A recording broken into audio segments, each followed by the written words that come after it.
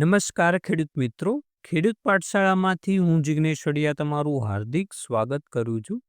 ખેડૂત મિત્રો, આજે આપણે વાત કરવાના છીએ ઉનાળુ જે પાકો છે, જેમ કે બાજરી છે, તલ છે, મગ છે, અડદ અને મગફળી જેવા જે પાકો છે, એમાં આપણે નિંદામણના નિયંત્રણ માટે કઈ દવાનો છંટકાવ કરવો જોઈએ અને ક્યારે કરવો જોઈએ.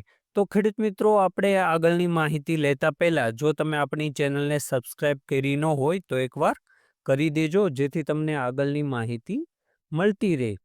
હવે ખેડૂત મિત્રો, સૌથી પહેલાં આપણે તલની વાત કરીએ તો એમાં તમે પટ્ટી પાન એટલે કે પાતળા પાનના નિયંત્રણ માટે જે પ્રોપાક વિઝાફોપ ટેકનિકલ આવે છે, એનો તમે 40 મિલી પ્રતિ પંપ મુજબ છંટકાવ કરી શકો છો, જે તમને માર્કેટમાં અદામા કંપનીનું એજિલ છે, ઇન્ડોફિલ કંપનીનું સોસાયટી છે અને જેયુ કંપનીનું જેયુ ફોપના નામે મળી જશે. આમાંથી તમે કોઈ પણ એક દવાની પસંદગી કરી શકો છો.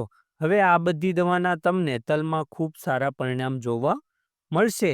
અથવા આની જગ્યાએ તમે જે ટરગા સુપર આવે છે, જેમાં છે ક્વિઝાલોફોપ ઇથાઇલ 5%, એનો પણ તમે 30 થી 40 મિલી પ્રતિ પંપ મુજબ છંટકાવ કરી શકો છો. હવે ખેડૂત મિત્રો, આપણે વાત કરીએ કે ઉનાળુ મગફળી છે, મગ છે અને અડદ જેવા જે પાકો છે, એમાં આપણે નિંદામણ નિયંત્રણ માટે કઈ દવાનો છંટકાવ કરવો જોઈએ.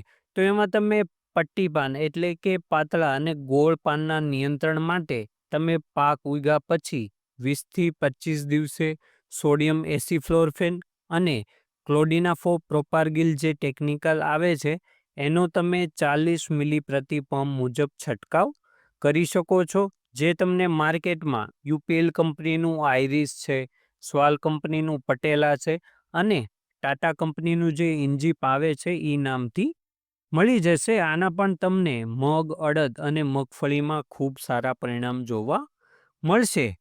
હવે ખેડૂત મિત્રો, આપણે ખાલી ઉનાળુ મગફળીના નિંદામણ નિયંત્રણની વાત કરીએ તો એમાં તમે પાતળા અને ગોળ પાન માટે જે ક્વિઝાલોફોપ ઇથાઇલ અને જે ઇમિઝાથાઇપર આવે છે, એનો તમે 20 થી 25 મિલી પ્રતિ પંપ મુજબ છંટકાવ કરી શકો છો. આ ટેકનિકલ તમને ગોદરેજ કંપનીનું જે પ્રનાઉન્સ આવે છે અથવા ધાનુકા કંપનીનું ટોર્નાડો આવે છે એ નામથી મળી જશે.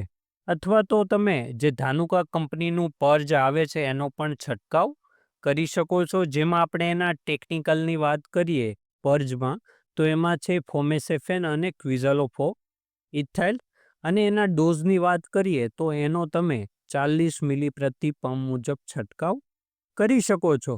હવે ખેડૂત મિત્રો, આપણે છેલ્લા પાકની વાત કરીએ તો એ છે ઉનાળુ બાજરી.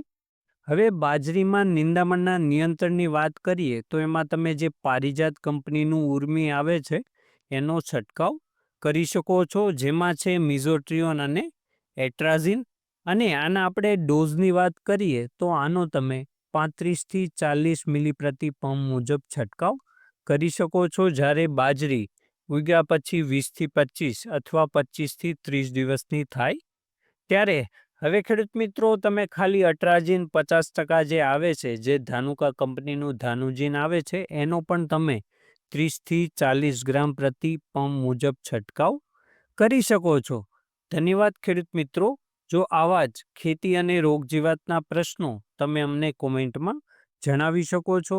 જો વિડીયોમાં માહિતી પસંદ આવી હોય તો વિડીયોને લાઈક કરો, શેર કરો અને આવી જ ખેતીને લગતી માહિતી માટે આપણી ચેનલને સબસ્ક્રાઈબ કરો. ફરી મળીશું એક નવા વિડીયો સાથે.